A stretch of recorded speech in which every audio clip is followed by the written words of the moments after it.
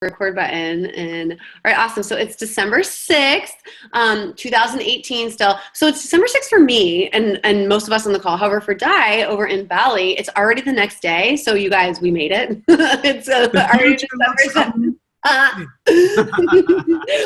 So it's already the future for him at 6:30 a.m. And so we are hanging out tonight and we're going to chat about social media. And I'm so grateful that Dai can be on here with us because I actually just completed his 7 steps to social media awesomeness, which is such a great title. And you guys hear me say awesome all the time. And I really, really love the course and I got so much out of it. And as somebody who's been in business for myself for years and has truly grown using social media, like there was a lot in that course that I never even bothered to touch on.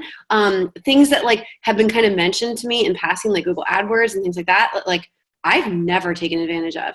And I think that like, you know, looking back now, I feel like my business could have grown faster had I paid attention to these things. So I'm really grateful that Dai could be on here today and spend his time with us after developing this kick-ass course. He's a lifestyle mentor living this amazing dream with his family in Bali. I mean, like, he made, and I'll let him tell his story too, but, you know, he made the switch from, you know, being in the corporate world to taking that jump into entrepreneurship and like, look how amazing this is. And I know for all of you, you know, some of you are still working full time. Some of you are making this transition into entrepreneurship. Some of you are doing this full time. And everyone has expressed interest in how to use social media. There's so many choices out there, how you're going to be heard in the social media world and how you're going to find and connect with your soulmate clients. And who, do you even know who they are? So I'm going to turn this over to Dai. Like, would you just thank you, first of all, so much for being here. And would you mind just like sharing like your own journey of how you went from, you know, working in the corporate field where you were very successful to making this jump into entrepreneurship? Well, first of all, Kate, thank you. I just want to do a little, I do lots of video content, obviously, online, so green screen. And so I get to play with this every once in a while. So this is the rice terraces of Bali with Mount Agung right there. So if you guys are over here ever, please let me know. We'll have a coconut on the beach. My treat. So you've now been told that. So you just got to get to Bali now. And we love coconuts, right? Because they're super keto. They are super keto. That's exactly right. So I'm really excited to connect with you guys and this beautiful tribe that you've created. I also love that you refer to your ideal clients as soulmates. And I just think when you first mentioned that to me, when we were conversing back and forth in Messenger, I was just like, wow, that is awesome. I haven't heard that term, or at least used to reference ideal clients before. And I just thought, you know what, that is the way they should be, right? Mm-hmm. Like that is when you connect with a client and they connect with you, it's like you've known each other for a long time. It's like you're good friends, and it makes a much more enjoyable client experience, I think, because there's a far more relatability, accountability, and just trust, you know. So just real quick, I'll give you the short rundown of my life. And I was morbidly obese as a teenager up until the age of 15. So you know what morbid and obesity is when you put the two side by side and then you add childhood in front of that. It was an oxymoron, right? This is back when there was only like 2 classes in my state of, 2 people in my class at that time. You know, I'm 42 now, so just dating myself a bit. But I was classified as morbidly obese, and I made some lifestyle changes. And over an 18-month period, I literally released all that excess weight, also started to kickstart puberty, as well as I started to grow a bit and put on some lean muscle mass. And ever since then, because of the mentors in my life at that time, the people that had been willing to grab my hand when I reached forward saying, hey, can you help me? They were willing to do that. And they literally helped me with nothing, no expectations. It was a true mentorship type of relationship. And I was forever grateful based on what they did for me. And that's what got me introduced to coaching and mentorship, you know, at a very early age. And I started to help people, even in my late teens, helping people facilitate physical as well as mental transformations in their own life.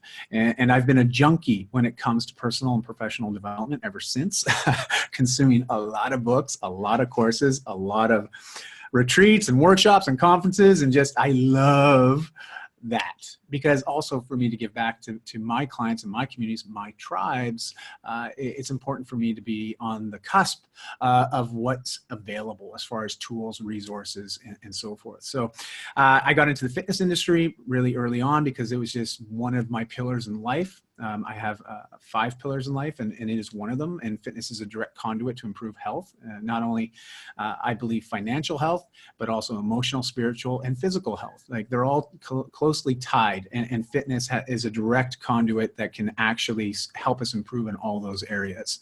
And if you think about it in your own journey on that, you'll probably agree. I got into the fitness equipment industry, started working in a commission-based environment. I love that because there was no cap. The more I served and the more people I impacted, the more money I made. And I was like, whoa, this is pretty cool. I like this. This is nice. And I just had a knack for it. I really was very successful in that space. And I eventually became a co-founding partner of a company called Fitness Town, which spanned Western Canada. And then we eventually rolled out e-commerce, which was all across Canada, was doing manufacturing overseas and import and export, as well as business to business, did a lot of government work and schools and military and all that stuff. And it was an 8-figure annual business. I learned a lot in that 17 years I was there, but eventually got to a point where I realized, my kids are entering into their teen years.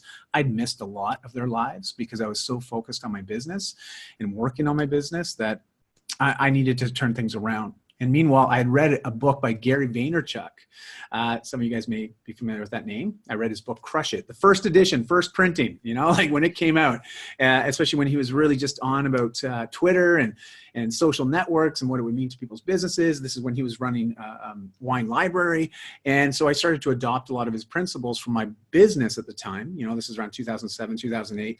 And at the same time, I split off and started my own personal blog and my own personal brand because there were certain opinions and certain ways that I wanted to serve people.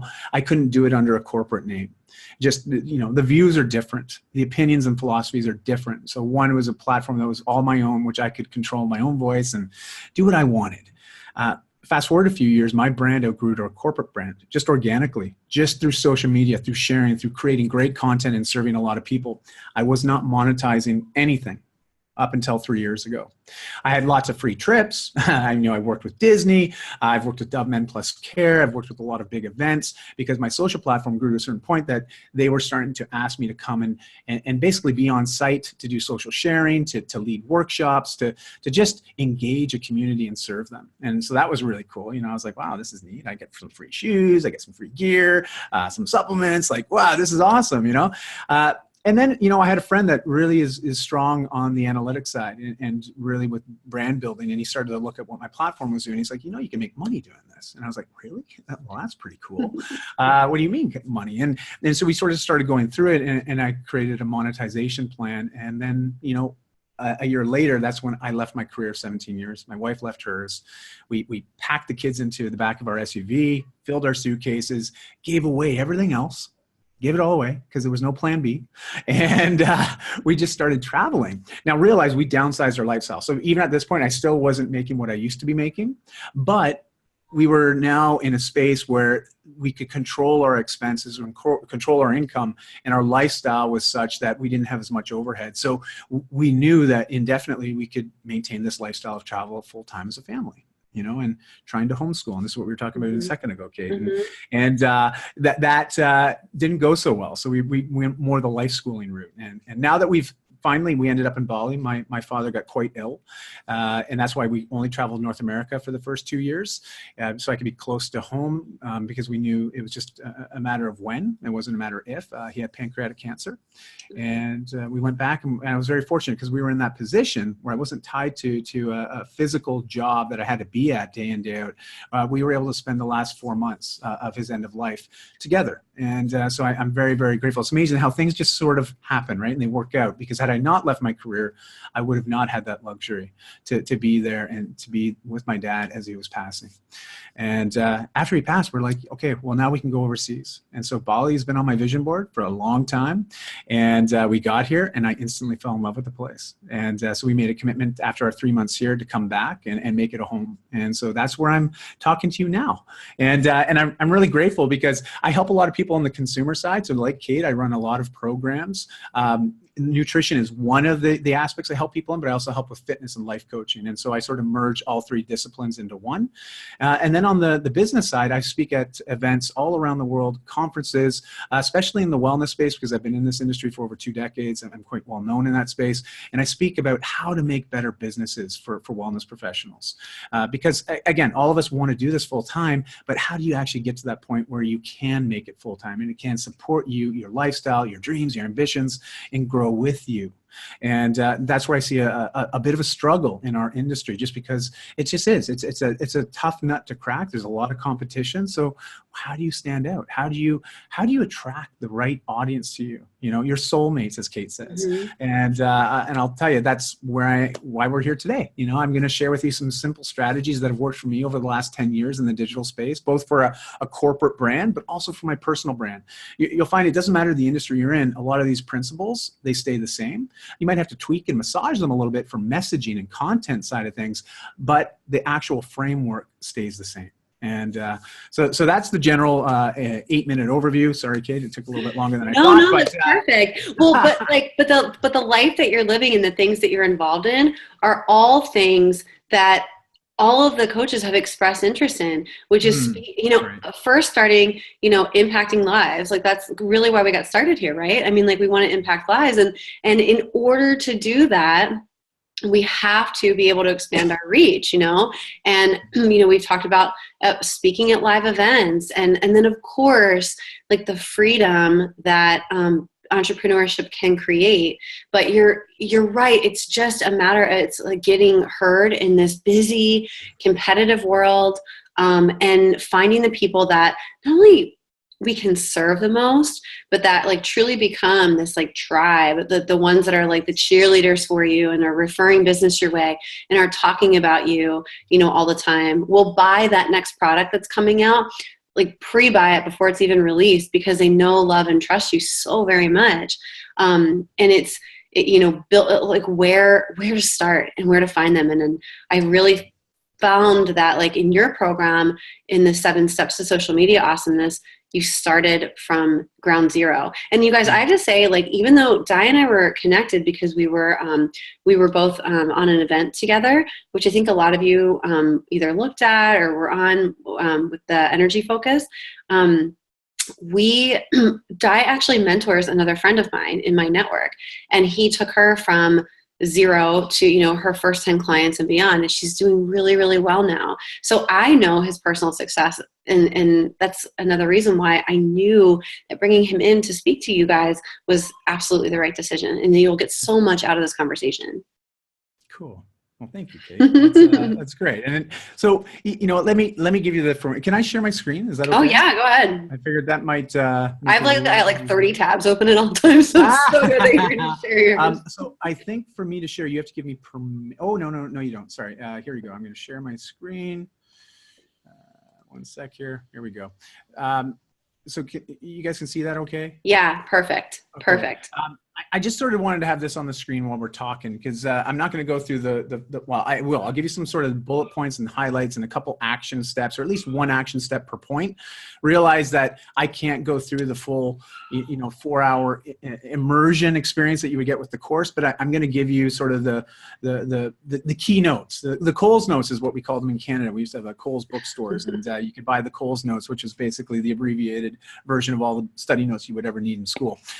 So I'm going to give you the Coles Notes version on this. When it comes to social media and it comes to really creating engaging stories or an engaging narrative, you guys might be familiar with something called Story Brand. And Story Brand's a book by a gentleman by the name of Donald Miller. Amazing book. Well worth the read. Take the time to go through it. But he talks about something that's been around for a long time, and it's called the hero's journey. And the hero's journey is specifically the journey every one of us find ourselves on. Every good Hollywood movie that is a blockbuster hit and every amazing book that you've ever read involves a hero's journey, where typically we have somebody or something. It's typically an individual that's been personified, and this character encounters a major problem. And this problem is, making life not so enjoyable. And ultimately, this challenge that they face, they also meet someone they call the guru or the guide or the mentor. And this person then plays a positive influence and literally helps this individual at that time, that moment, to help guide them down a different path. Now, if that character decides to take that advice, take that guidance, and actually pursue that path, the outcome will be awesome. It will be like destroying the Death Star in Star Wars. Luke is now, he's the Jedi. And if they don't, maybe he ends up on the dark side, or he doesn't, or just either way, you see these two potential futures start to unfold. And a lot of time when we're creating content, we have to ask ourselves, well, why are we doing this? What's the impact we're looking to create? Or more specifically, what are the results we're looking to create in the lives of our clients or our soulmates, right? Because at the end of the day, when people invest with us, they're investing for a result, right? They really are. That's what they want. Everybody wants a result. and so you have to start asking yourself, what is the result I want to create? And in this essence, like when you start on social media, what is the result you want to create for yourself and your brand? What is the goal? As Simon Sinek says, start with why, right? Because you can talk about what you do, you can talk about how you do it all day long. I know, and everybody can rattle that off, like no problem at all.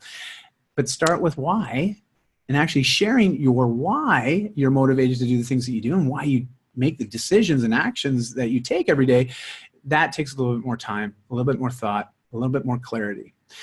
And it is a great place to begin this journey when we start setting a goal. So no matter what social channel you end up on, you have to understand, what is my purpose? What is the result? For myself, I have 3 filters, and I'll share those in a second when we get down to the sharing step, which is step 5. But number 1, set a goal. Get really clear on why you're doing this. What is your key messages? But most specifically, what is the result you're looking to create for your clients? Does that make sense? Absolutely. So, and I, that's so great, because with us, so many people are coming to us for like weight loss. But I know that like a lot of our coaches are like, I don't want to just focus on weight loss. Like I want to focus on thyroid health or hormone balancing or something like that. So I think that's a really, really strong point. And that's great, Kate. And even if we take it one step further, we start to ask ourselves, okay, so if a client's 20 or 30 or 40 pounds overweight, and this is something that I can relate to based on when I was morbidly obese, I was carrying in excess of about 80 pounds of fat on my body. Like it was insane. Really, when I look back on it, it was incredibly unhealthy. But it wasn't really the weight that was the issue. It was all the other emotional stuff that was brought up because of the weight. I was depressed. I was withdrawn. I lacked confidence. There was a lot of aspects of my life that were just not happy at all. And so by releasing the weight, it created not only a physical result or change, but my emotions improved. I became more confident. I got a girlfriend. There was these certain things that were achieved through getting the result. And so we have to ask ourselves, like, just to even go a little bit deeper than some of the physical results. So that's quantifying our goals. But I'd actually want to encourage people to spend a lot of time qualifying the goals, and in some of my programs, especially with the women that I work with, I tend to work with a lot of women in the 40 to 55 range. And they're typically, kids are almost time to move out. They're about to be an empty nester again. They realize they got their second half of their life now in front of them.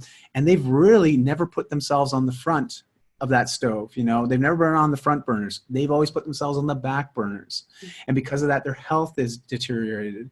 They've gained weight, they've lost energy, they've lost libido, because they haven't loved themselves. And so what happens with them, we may create some physical transformations, but now they start to look themselves in the mirror. They're giving themselves high fives. They love who they see from the inside out. And this confidence that they now have. And in one case, I have a client, she's like, I haven't made love with the lights on since I was in my 20s. Wow. That is a big deal. Like, just think of what that means, right? And so this is when we say setting a goal, you can quantify the goals, but spend a lot of time qualifying the goals, because that's the true result people want to create. That is the long-term sustainable end game that they want in their life. And that is what you have the ability to facilitate. But you have to get clear, because if you don't know what the goal is, nor do they. Make sense? Mm-hmm. Yeah. All right. Beautiful. So that's setting a goal. That's number 1. Number 2 you have to start to do a little bit of research, because when you're setting the goal, part of that is also getting clear on who is your avatar, who is your ideal client. And then you're going to start to ask yourself, well, where is my ideal client online? I'll tell you right now, safe bet is the majority of everybody's clients that will be watching this video are on Facebook and Instagram. Those are probably the two primary channels. If you're going to focus on two to begin with, those are the two. YouTube's another one, but it's a search engine as well. So it is a great content strategy, but it is just another beast in itself. If you're someone that is very comfortable with videos, I would recommend also doing YouTube. But there's a very specific strategy I would recommend with that. But let's just talk about listening. You have to start to learn the tools. You have to start to join potential groups where you've identified, here's a similar audience that wants a similar result in their life. Start to show up there. Start to comment, if you're wanting to. I'd rather, even before you engage and comment, you just listen. You read the conversations that are happening. And there might be a few key words that you've picked up in this due diligence of you setting your goal. You've realized, okay, there's a couple key words that I want to start to look for on social. For you guys, keto, ketosis, ketogenic diet, high-fat diet. There's certain terms that you can use in various search, like whether it be on Google, whether it be in Facebook search, Instagram hashtags. There's lots of ways to start to find people that are posting content or sharing content that relates to those keywords. Start listening. Start seeing what they're talking about. Because as you do that, you're going to then be able to determine what networks make the most sense for you to join right now. Because when you got your goal, you started listening, you've now affirmed that there's enough people out there talking about specifically the subject that you are interested in and what your services or your coaching or your products are going to serve, that result they're going to create. You found these places, now you're going to start to join them. You're going to start to interact with them, literally commenting. Maybe just adding a quick little bite. You have a conversation about favorite recipes. So you pipe in, one of my favorite things for my kids especially is XYZ, and you start to build that. Maybe you have a blog article where you share that, or you had a video that you've done in the past on YouTube that shares that recipe. So you just say, hey, if you ever want a copy of that recipe, here's my link. You just start to create the know, love, and trust, right? KLT factor all the way. And this comes with just providing lots of great content, okay? But you're not just throwing out a whack of content and spraying the entire social networks, hoping that something sticks. No, you've now determined, because you spent so much time listening in the past, you then joined the appropriate networks that you felt where you have the best opportunity to connect with people that are interested in the results that you can provide them. Now you start creating some content. You start to engage. Is this all making sense? Yeah, for sure. For sure. Any questions that you want to add, Kate? Yeah, please go ahead. There are so many groups on Facebook and stuff, like a lot of keto communities. And I think that something that many of us have found is that the communities are not a safe, supportive environment. People will ask a question and they're crucified on there. So I think that one of the great things to do is go in, like you said, listen, join that group, listen to what is happening in the commentary going on, and be the one that's providing that loving support to people, that's giving them, that safety in that space to not feel stupid, but to feel okay with asking questions. Yes. Thank you for putting that out there, because that is so true. It is the one thing. And, we still see it. I run a lot of in-person workshops or conference events, and people I really try to create an environment that people feel very comfortable and safe within, because then they can put their hands up, not sheepishly, but proudly, to ask a question for clarity. And we can cultivate those kind of groups and nurture them over time. And there's lots of power in having these safe communities online. So I highly recommend them and joining the right groups, or creating your own for your own tribe, your own community. It's a great place to deliver extra value as well. And really just test things. I love it because I can test new products, new ideas, new blog articles. I'll throw out to my audience, okay, these are 3 new ideas I'm thinking of working on. Which one would you like to see me work on first? And it's just a great way to get instant feedback and validation that you're going down the right path and you're spending your time where it best be spent. Mm-hmm. And Because this is where I run into a lot of things with people is the actual creation piece. So now we want to create some actual content, create some value added content. People are like, what do I say? Where do I start? How do I do it? You already know why, right? Because we got clarity on that. You're looking to, I talked about 3 filters. Every time I create a piece of content, I want to educate, I want to motivate, I want to inspire, and I like to do it in a fun way. So there's those 3 filters, but I try to do it in an entertaining way, or in a way that at least provides people like, I've seen this piece of content. I can take something away from it. I've learned something. I feel motivated. I'm inspired. Like that is my goal every time I create a piece of content. Can I hit at least one of those filters? Maybe all 3. That's even better. But I try to always hit one of those. So I always ask myself, what is the purpose of me creating this piece of content right now?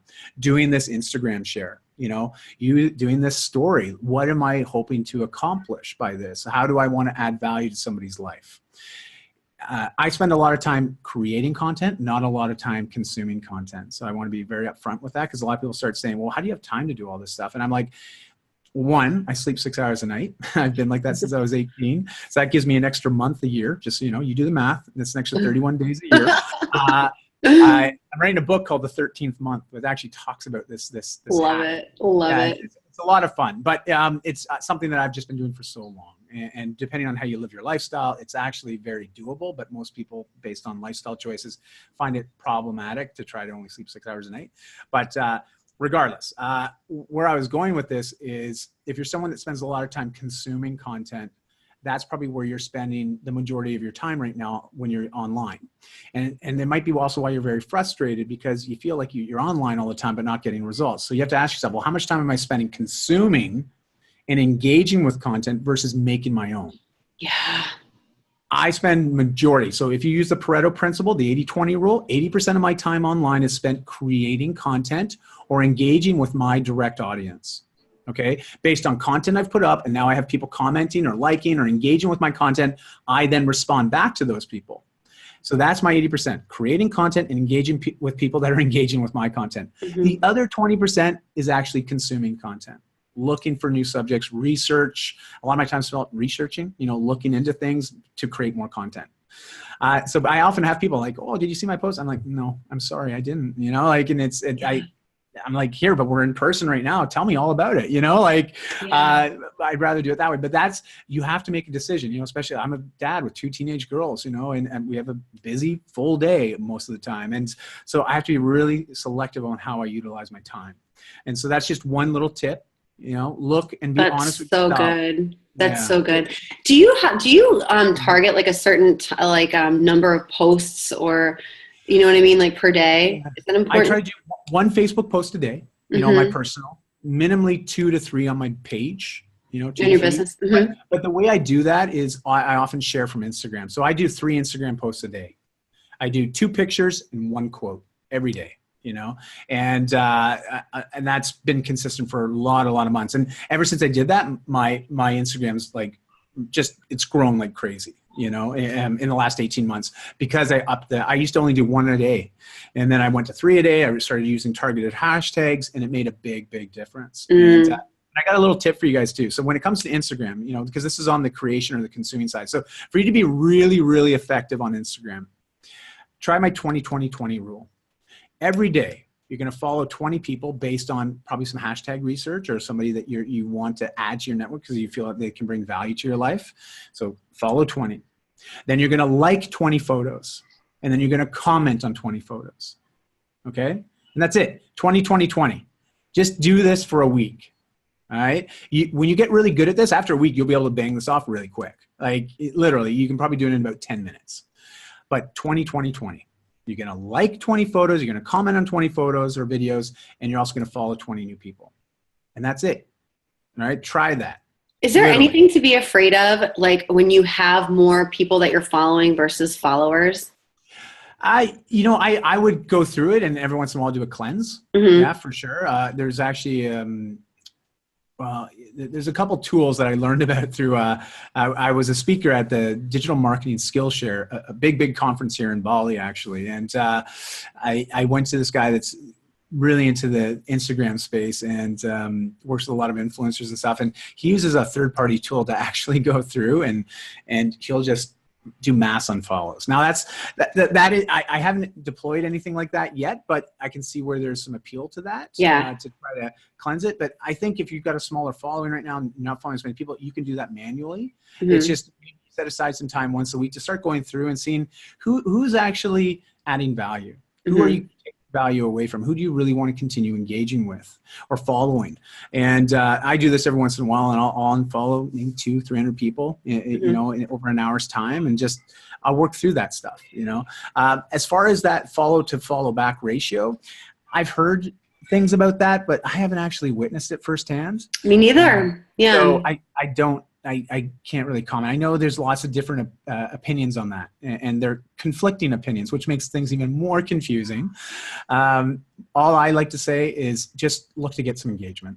You know, share some content, engage with other people's content, do the stories, you know, at least a little bit. Just, it doesn't take anything. That's like real time, right? Just know it in your day. But remember, have those 3 filters. So when you're doing a piece of content, you're not like a deer in headlights thinking, well, what am I going to talk about? You can start to research. I use Evernote, and I just have an ongoing list of things that are interested based on the questions I see showing up in my community, my tribe. People talk about certain things. I'm like, oh, that's a good idea. I should do a blog article on that, or I could do a Facebook Live on that. You know, so I just keep an ongoing Evernote with ideas for content. And you'll see that over time, this just starts to grow and grow. If you have an engaged community already, put a comment in there. I do an annual survey. And it will be coming out in about 2 weeks' time, where I survey my entire email list, but as well as all the people on my social networks. I typically get about 1,000 responses every year. And the responses I get on that survey gives me the plan for my content strategy for the whole next 12 months. Oh my gosh. That is a golden nugget of information. Where can our coaches follow you on Insta? Yes. So in the chat window there, I did put my Instagram.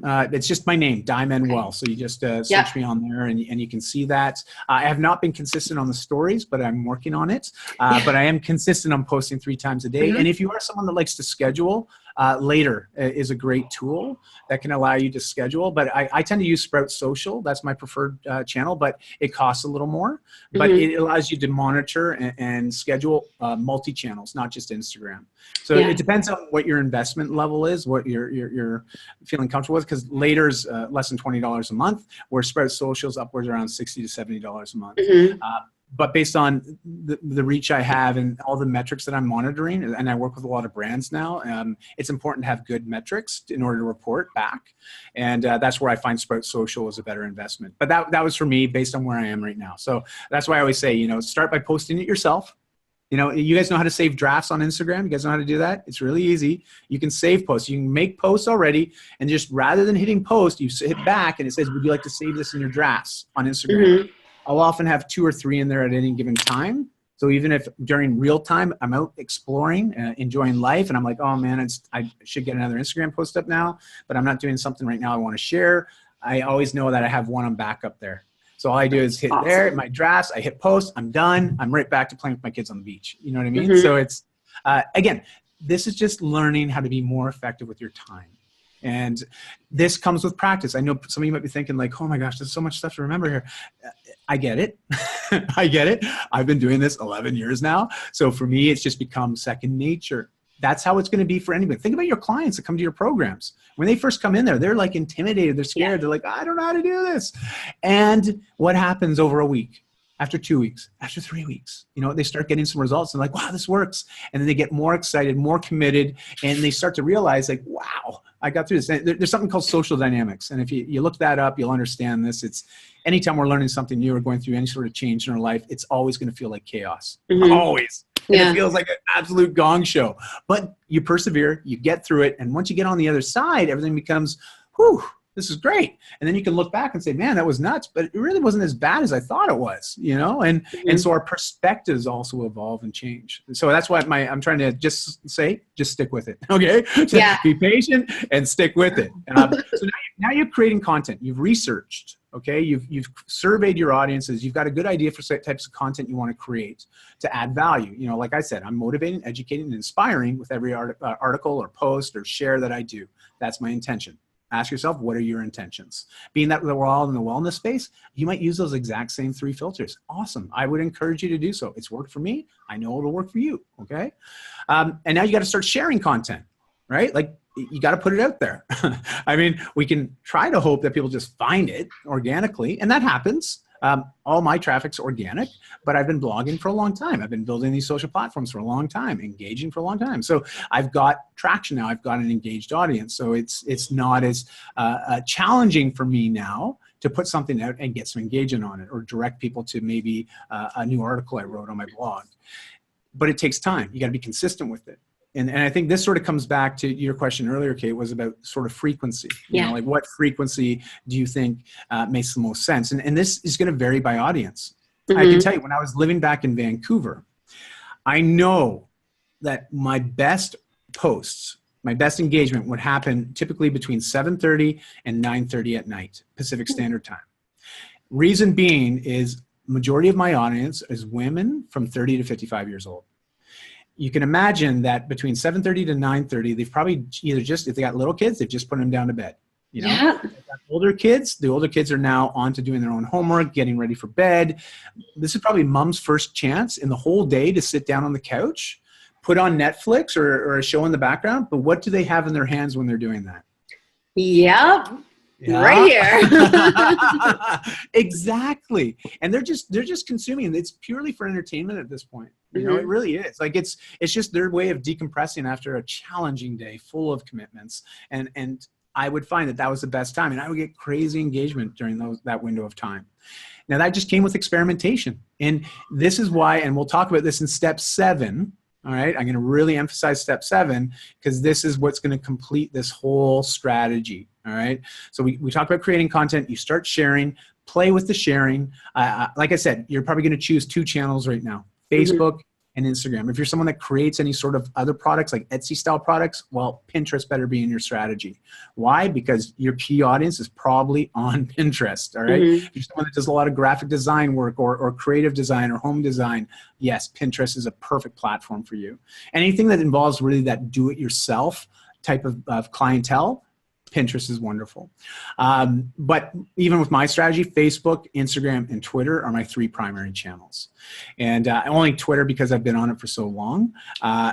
If you were going to start with a new channel tomorrow, I wouldn't recommend Twitter. Bottom line, you know, it is so saturated and it's not getting the engagement like it used to. But it is a tool that you can strategize to make great connections with people, to meet other influencers, in particular, anybody in the media space. I love that you guys are keto.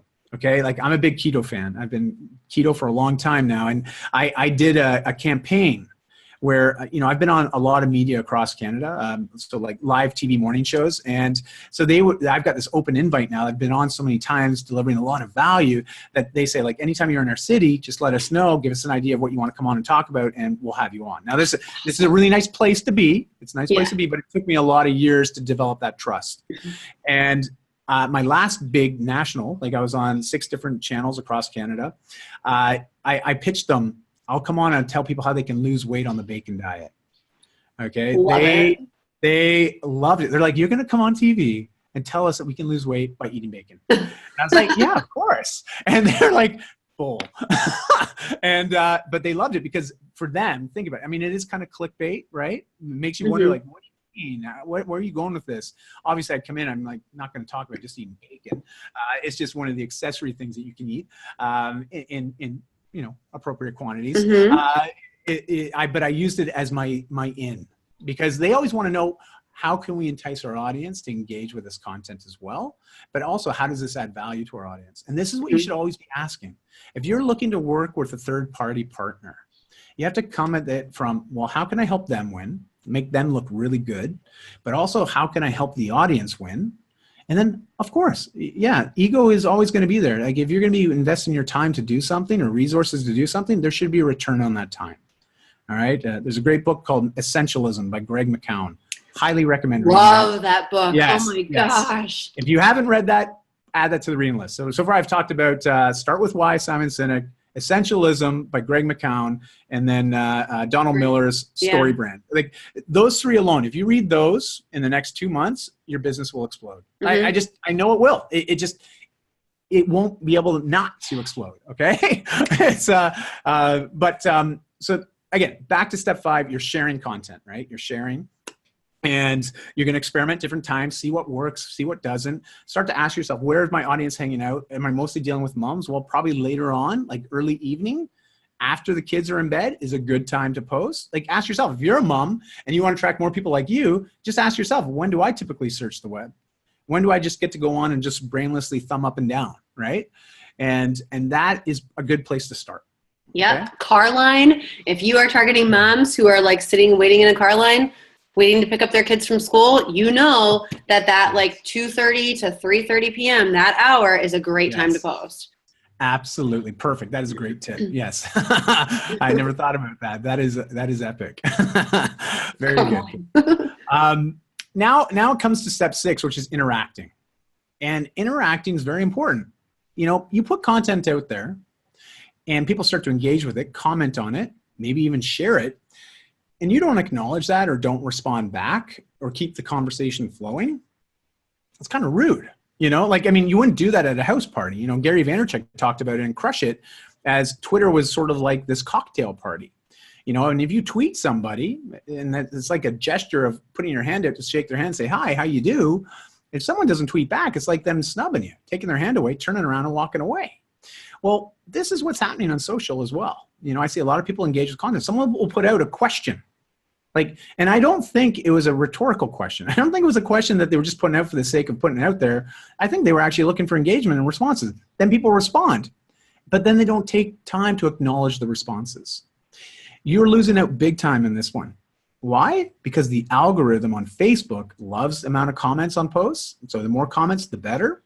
But they also will recycle that content. You know, most posts, you'll be lucky if you get 24 hours out of it. I often have posts, I'll let them run for 3 or 4 days, and I'll continuously get engagement on it for 3 or 4 days. Why? Because I'll wait a day, I'll go in, I'll then comment on anybody that's commented on it, and maybe ask them another question to elaborate more on what they shared. This now tags them, Facebook notifies them, says, hey, Dai commented on your comment. People go back, and then they comment again. And this just keeps happening. Anybody that's commented on that, now also get a notification, there's a new comment on that post if they're following it, right? And it's amazing how you can just keep recycling this in people's feeds. And all of a sudden what Facebook says is, wow, this type of people really like this content. Well, we know that these people are associated or connected with these people that have similar interests. Let's show it to them too. If you have an open post, like I'm open on everything, like everything's open, so it's public. And I recommend that. Like if you're using this primarily for business, it should be open to the public. All right. Anything you don't want to share, don't share. Okay. Like, simple enough. This is just a great way to get extra love and link juice, you know, across the platform. Instagram works similarly, but not as well. Facebook is really, really good for this. Like it's, you know, you can get a long lifespan out of a post. I'll even go back to some of my top performing posts over, you know, a few months ago, and I'll go back in and I'll, sometimes we'll do this. So for those of you that are married or have a significant other, you ask them to go on and start to comment on your posts as well, or comment on other people's comments, because it's another way of just getting extra. So Christy will often, my wife will go on, you know, 4 or 5 days after the post has already done its thing and gotten lots of engagement, and she'll go back in and start commenting back on some of the people's comments saying, oh, I like this one, I totally agree, blah, blah, blah. And it just, all of a sudden, boom, I'll get another 50, 60, That's 70. Awesome. Yeah, it's really, but it's so easy. It's just time, right? Like everything I'm talking about right now, guys, this is non-paid. This is non-paid marketing. It is, you can call it guerrilla marketing. I call it bootstrapping your marketing, because it's just literally it's going to be time that you're leveraging, but there's no financial cost. Now, exactly. And this is so much better than just trying to figure out Facebook ads, I think. Yes. Yes. And there's a place for Facebook ads. Absolutely. And even like one of my favorite strategies I've done for the last couple of years is I'll boost posts. So on my page, if I have certain videos that are performing really well, now I just want to make sure that my audience that have actually said, hey, I like what you're doing, I want them to see it. So I do boost it so it shows up in front of my main audience. But this is where Pixel And actually, okay, well, here, we talked about interacting. We're going to go to number 7 because this is where the pixel comes in. Yeah. So measuring, and this is critical. This is the step you can't skip over. And yet I see people not do this, all right? Me, I wasn't doing it until I did your course. Well, good. Okay, so this is great. Like, how do you know if stuff's working? You know, like, how do you know clients? This is the neat thing, like, because we're in the nutrition and the wellness space or the fitness space, people get tangible results. Like, they feel the results when it's working. Now, with social, we have an opportunity to have an equally beneficial sort of snapshot of how we're doing, but we have to set up some tools to do it. And in order to do this, you will, if you have your own website, Google Analytics is key. All right. Even if you're using just a landing page, like if you're using like a platform like Lead Pages, and that's where you send traffic to get maybe a free opt-in or to join a program that you've launched. Like a lot of my clients, I teach how to launch their businesses without having a website. You know, many of them don't. And I'm like, we won't worry about that until later. Let's create some positive cash flow, take that cash flow and then reinvest in other assets to then further scale your business up. But when you get started, you don't need all that. I've taught people how to just launch a program just off Facebook. Like literally just Facebook, like nothing else. And so realize you don't need to have everything, but have a couple key things and then do those things really well. And so when it comes to measuring, if you're going to have any sort of pages where you can input some code, you input Google Analytics, and I recommend you include a Facebook pixel. You have to set up an advertising account with Facebook. There's no cost to do this, but you have to put your credit card down. So you attach your credit card, you open up your Facebook ad account, you need to have a page in order to do that. And then once you've done that, it's really, really cool because now you can install this thing called a pixel. If you have a WordPress site, you can just use a plugin and it will just allow you to cut the code and paste it in, and it'll automatically install it on all the pages on your website. If you have other types of websites, like a Squarespace or Wix, you have the same functionality, but you'll have to install the code in either the template header or the footer. But regardless, if you don't know how to do that, hire somebody on Fiverr to do it for you. You can pay someone $5, they'll do it for you, okay? Like, it's super easy.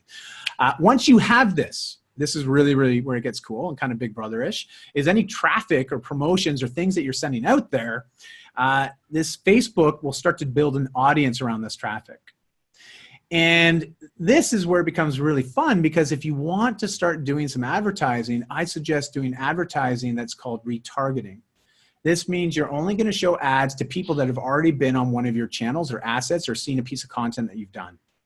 So these are people that are already aware of you. They have some knowledge. They know who you are. They may not love you yet, but they might like you. And you're starting to develop the trust. So you know there's already a warm relationship there. So why not have more of your content show up in front of them, or potentially some offers show up in front of them, because they already have a general idea of who you are and what you're about.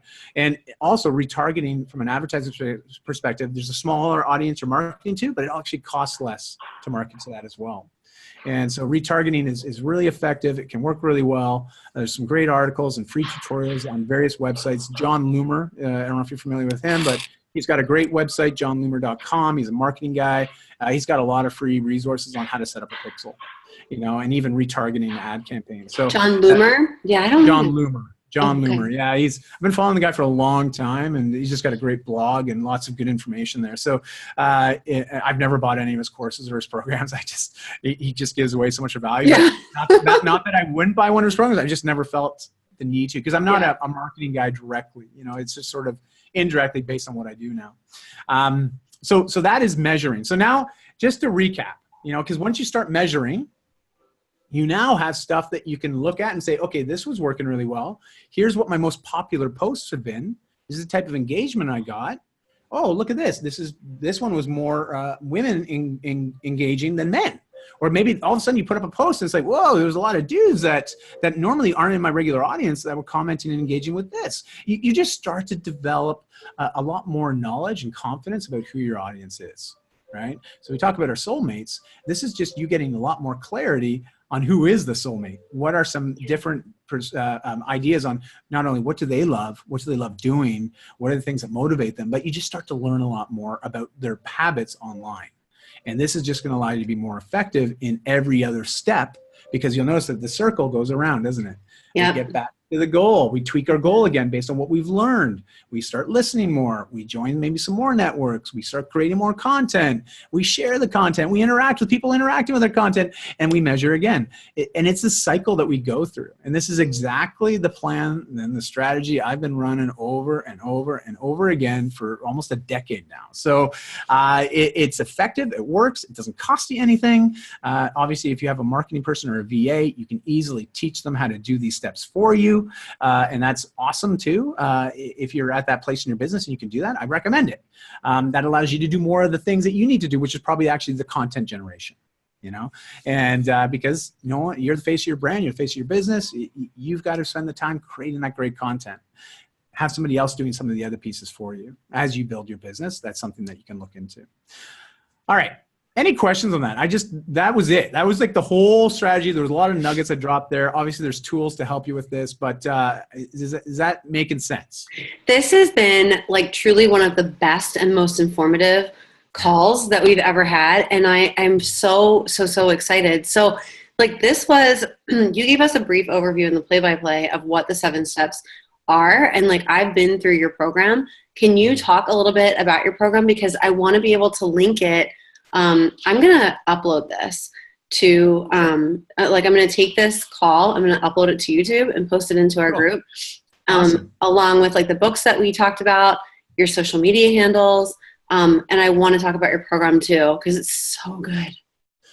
Well, thank you for that. I appreciate that. Well, to make it really simple, this is a program that I've been speaking and teaching at conferences and workshops, literally globally, all the way from Bali to San Diego, to Vancouver, to Toronto, all over. I've been doing this talk or sharing this strategy. And I finally just said, I've had enough people ask me. They're like, why don't you just do an online course? I was like, okay, I'll do it. Stop asking me.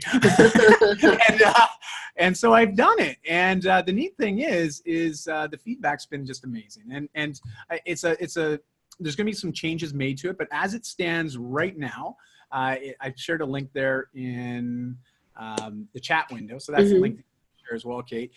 The course is going to be priced at $397. However, in its current model and version, and then especially because I love Kate and I love this community, there's a special 50% off coupon. So the course would only be $197. And the cool thing is you get it in its present form, which is already tremendous value at $197. But you're also going to get access to the new and updated version, which I will be making over the next few weeks. So there's extra. I've just had 60 people complete the program. I've received a lot of great video testimonials, but everyone filled out a feedback survey, and the feedback's been incredible. So I now know how to take this from a great course to a freaking awesome course. And so I'll be implementing those changes over the next couple of weeks. But everybody that wants to take advantage of it now, this is an offer that I will extend till the middle of next week. And after that, it'll go to $397. And I stand behind that in a big way. I know you'll have tremendous value. And if you execute the way that I entice you to execute, you should be able to monetize and make that money back in literally your first 30 days. If you're not, I'd like to know why. Because you may not be doing the work, you might not be executing, you may not be consistent with what you're doing, and it could even be what you're sharing. But literally, you should be monetizing this fairly quickly, because I also include a bonus in the course right now that talks just about monetization strategies and different ways of monetizing what you do. So that's also included, even though it's not here in the 7th step, but it's ultimately the one that people want to know about the most. It's, as Tom Cruise says, show me the money, right? Yeah. It's that. So that is included as well. But that's the deal. That's the course. And I'm really excited. It obviously, this is part of my overall 7 steps to making your first $1,000 online, which is another course that I run. And it's the same blueprint that I run my one-on-one clients through. Listen, that's always there. You will see some of that mentioned in the course, because obviously people don't want more, have the opportunity for more. That's there. There's no, listen, just start with the 7 steps. It is the best place to start. And for most people that already have online businesses, this is the easiest way to get a great ROI on your time. Because that's the problem as entrepreneurs. We just don't know, or at least we're not aware of what's the true ROI on the time that we're spending, especially marketing our businesses. This strategy will allow you to really start to track that, get honest with it, and be able to determine, okay, all this stuff I've been doing over here on this platform, It's just not giving me any return. Right. So let's go focus, take that time, reinvest it in the platforms that have been working, and let's double down our efforts on that now. You know, and then you can go back to the other ones later, but go where it's working. You know, don't feel you have to be everywhere. I know that's what a lot of people think. Oh man, another social platform jumps up. I got to join this. You know, that's not the case. You know, like you just pick the ones that work for you, stick consistently with it, and you'll be amazed at what can happen. And I think too, like, we're looking at the best time of year to really get going in social media for as wellness professionals. And we in our community have such a great opportunity to start with why, right? We already have a program. And that's something that I'm so proud of with our community, is that we already have an amazing program to take clients through. So you don't have to spend time building that. Because that, oh my God, like it took me forever, years to build that, you know, and you have that. So now I think it's a great time as people are thinking about their New Year's goals, but not taking action on them yet because they just want to enjoy the holidays and they don't want to like put any other stresses on themselves.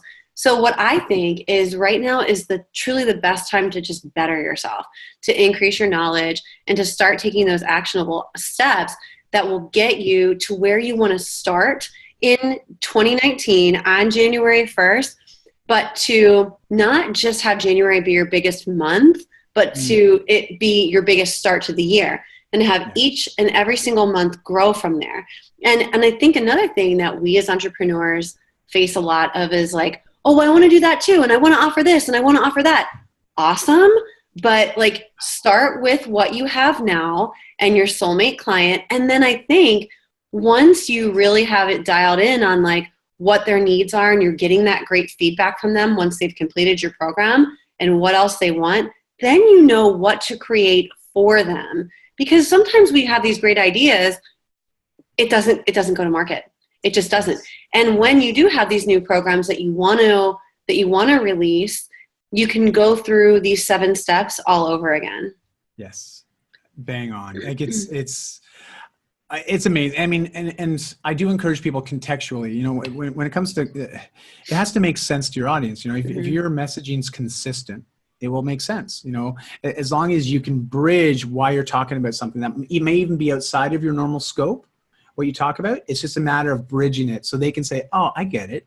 I understand why she's talking about that, or he's talking about that. Like it's, I try to equate it to if you're a pro golfer, you're not going to all of a sudden do posts on tennis rackets, right? Or tennis swings. Like it just doesn't make sense, right? It's like your audience is like, why are you talking about this? We know you're a golf pro. Why are we talking about it? But then taking that golf pro and then maybe doing a putting post or doing something that talks about types of drivers, or he talks about the lawn, or all of a sudden he starts talking about nutrition, you know, to maximize your 18-hole. Like now it's bridging it, right? Like he's bringing in a different discipline to complement what he's already doing. And so I always encourage people, you know, think about complementary business ideas that enhance and add value to what you're already talking about, but it isn't such a stretch that people are like, well, why are you trying to sell me this now? You know, like it doesn't make contextual sense. So that's something that I always try to, you know, if you don't have clarity on the why component, and you notice in the course, Kate, I spend a lot of time talking about really getting clear on your audience, doing some keyword research,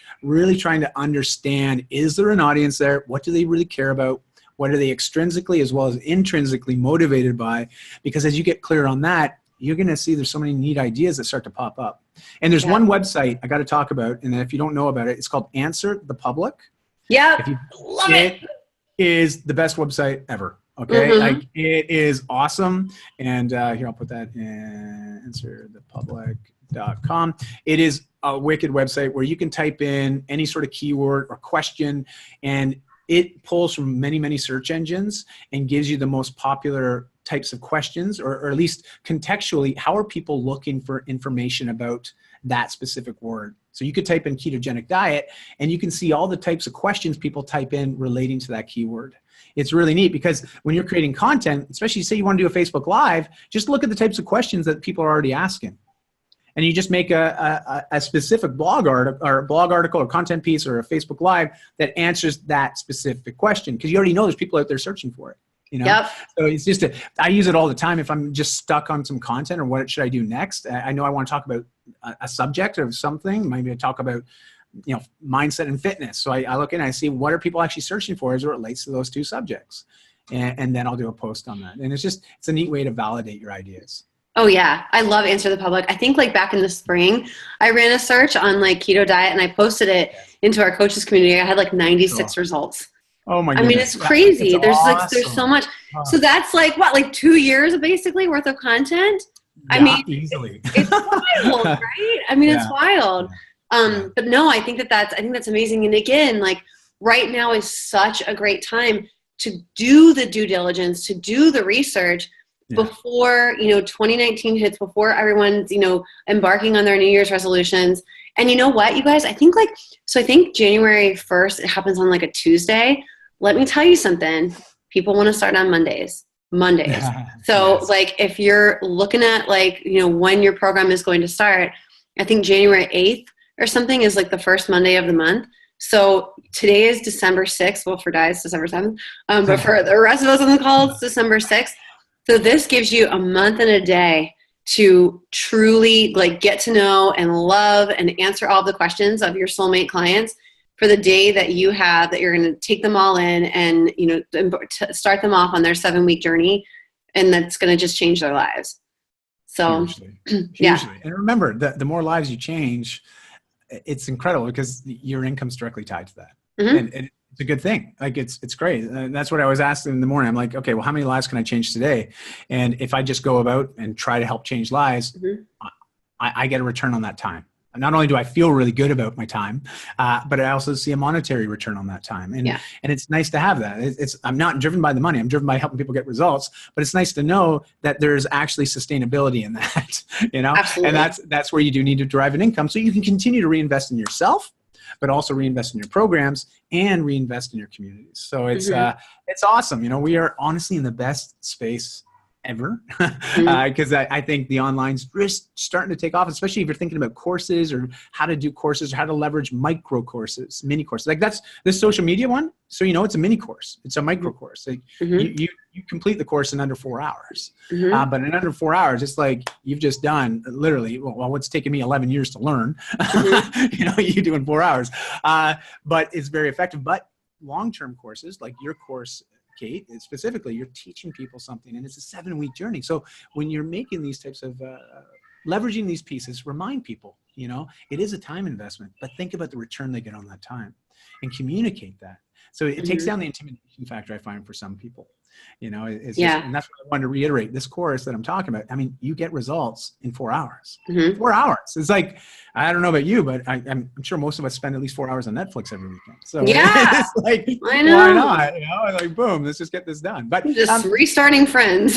I'm just restarting Friends all the time, the series.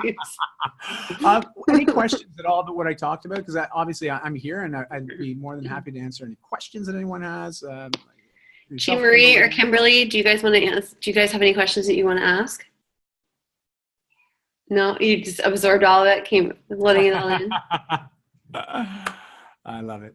Oh, I love it. Lots of notes. I missed the beginning. Is this recorded? Yeah, it's totally recorded. Awesome. And oh my God, this has been like the best call. I'm so excited to share it with everybody. Awesome.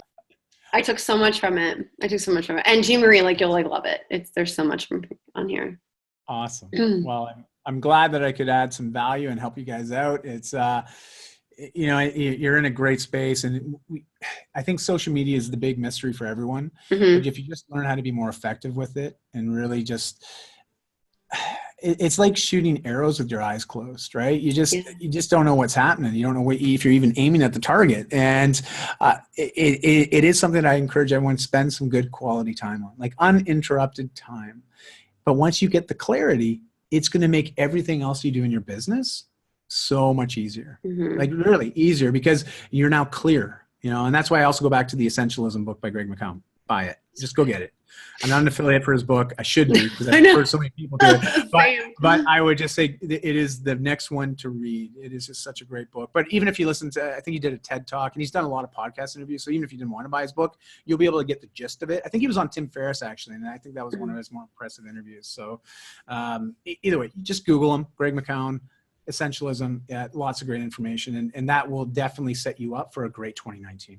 Yeah, and I'll link all of those. I'll link all of those in the notes too. Okay, And I think, cool. so much of this, you guys, is like, you're looking at, like, we just heard from someone today who has done this for several years and has withstood all of the changing algorithms by using this approach of, I tell you all the time, content is king. Content is king.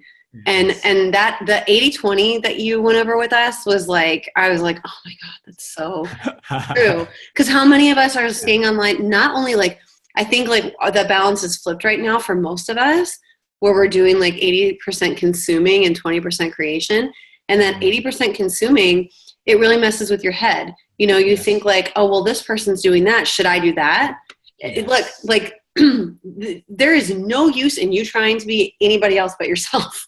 Or, Yes. and like when you see all this other stuff posted, like take it as, and like if you're seeing like a lot of positive comments and engagement, then use it as an idea. Like Dai was saying, like use it as a content idea for future posts. Give them a shout out too. Like if you're, oh, I got this idea from so-and-so, and like, whatever. But I think like when we spend that 80% in consuming mode, we are stuck in that comparison trap. We're wondering, and we get stuck in that. And I don't know if I should launch because this person's doing it and they might be doing it better. No one's doing it better. No one can possibly be a better you than you. That's so right. I love that 80-20 rule. Good. I'm glad. That's awesome. Yeah. Because it will make a big difference. Just remember, people want to do work with people that they like. Mm-hmm. At the end of the day, you talked about soulmates. I mean, it's not, Mm-hmm. if they find you and they feel that connection so strongly, it doesn't matter if someone else is doing something similar. They want to do it with the person that they want to do it with you. And you know what? So this is my little gratitude journal. So every day I write 10 things that I'm grateful for and 3 intentions. And when I fall off of that practice, I am not in a very good mental space. So this is something that's really important to me. Do you know what comes up on my top 10 list? Like every single day, it's clients who have become best friends. And that is 1,000% true. Like I have so many of them now, and it's just amazing. You're going to love this. So there's a condition that Christy and I have to work with clients because we're life coaches, as well as nutrition. So we work on that. And then I do business coaching and consulting as well. But the one thing that's consistent across the board, we always ask ourselves, could we envision ourselves sitting on the beach and having a coconut with this person? Like that is what we ask ourselves. And if we honestly feel like that's not something that we'd want to do, I can't work with them. Mm-hmm. I just know it won't be a fulfilling relationship, over time. And I don't know if I can truly help them to the level that I want to help them because I don't think there'll be full authenticity nor transparency, and that's, so I love that you say you want your clients to be your friends. I totally respect that. And I think that is a great, great desire and want. And man, we're in the business. It's a people business, right? Yeah. So at the end of the day, it's all community. It's all connection. It's all camaraderie. It's really helping one another. So I love that, Kate. That is so good. Yay! Yeah. Yay! All right. Well, thank you again so much. It's been so amazing. I'm gonna save this and upload it as a YouTube video. Perfect. I'll post it in the group. I'll send it to you too, so you can. I'd love a copy of it. That'd be so wonderful. Totally. And I'm gonna also like post your contact information. I want to post the link and the code for the 7 Steps to Social Media Awesomeness. It's such an amazing program. The books that we recommended. I feel like this is one of those calls where like you want to like listen to it and then stop it and pause it and do the work. It's so good. So good. Well, I'm glad to hear that. And it's, again, like I said, we've just compressed 11 years of knowledge into 1 hour. So I did as best I could with the time. But I feel really confident about the program and the way it's laid out now. And listen, at the end of the day, I have a desire. My wife and I, we want to impact 1 million lives by 2020. We can't do that personally. I can't. That's just a crazy number. But we know by empowering other leaders like yourselves to impact a lot of people, that's going to get us to our goal. And so that's why we're very, very excited and motivated to work with individuals like yourselves, because you guys are changing the world. You're changing people. You're making the place a better place for all of us and our children especially. So I'm excited to connect with you all. Please reach out with me, connect with me on Facebook, and let's just keep the conversation going and have fun. Really have some fun. Yay. All right, you guys. Thank you. Thanks for joining. Thanks for rewatching on the replay. Dai, thanks again so much for your time and talent. No problem, Kate. Nice to meet you, Kimberly. Take care, guys. Nice. Bye-bye. Bye, guys. Bye.